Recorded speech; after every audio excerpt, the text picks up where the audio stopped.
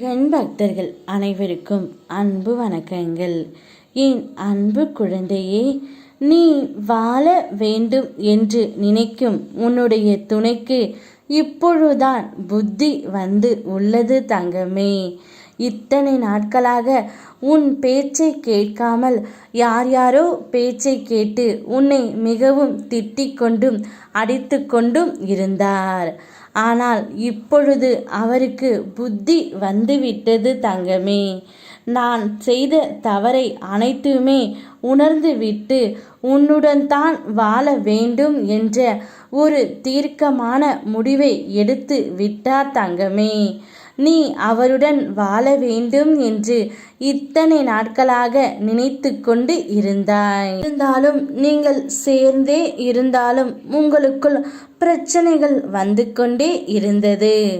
ஒரு கட்டத்தில் பிரிவு என்ற ஒன்று செல்லும் போதுதான் உன்னுடைய துணைக்கு புத்தி வந்து உள்ளது.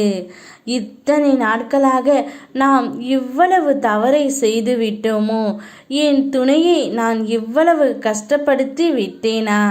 இப்படி இருந்தும் என்னுடைய துணை என்னை விட்டு செல்லாமல் எனக்காகவே இருக்கின்றாளே, அவளை நான் இனி ஒரு நொடியும் கண்கலங்க விடமாட்டேன் என்று அவருடைய மனதிற்குள் சொல்லிக்கொண்டும் என்னிடமும் வேண்டிக் கொள்கின்றார் தங்கமே. நீ சேர்ந்து வாழ நினைக்கும் உன்னுடைய துணையின் மனம் இப்பொழுது முழுவதுமாக மாறிவிட்டது. அவர் புத்தி இப்பொழுது தெளிவு ஆகிவிட்டது. இனி ஒவ்வொரு கணமும் வாழ்க்கையை ரசித்து வாழ் தங்கமே. ஏனால் இருப்பதோ ஒரு வாழ்க்கைத்தான். அந்த வாழ்க்கையை எந்த அளவிற்கு சந்தோஷமாக வாழ முடியுமோ அந்த அளவிற்கு சந்தோஷமாக வாழ்ந்துவிடு தங்கமே. இன்றைய இந்த நிலைதான் உண்மை. ஏனென்றால் எதுவுமே இங்கு நிரந்தரமே இல்லை. இன்று இருப்பவன் நாளை இல்லை. அதைத்தான் சொல்கின்றேன். இருப்பதை வைத்து மகிழ்ச்சியாக இரு. இல்லாததை நினைத்து கவலைப்படாதே. அனைத்தும் ஒரு நாள் உன்னிடமே வந்து சேரும். உனக்கு என்று இருக்கின்றது உனக்காக நிச்சயம் வரும் தங்கமே.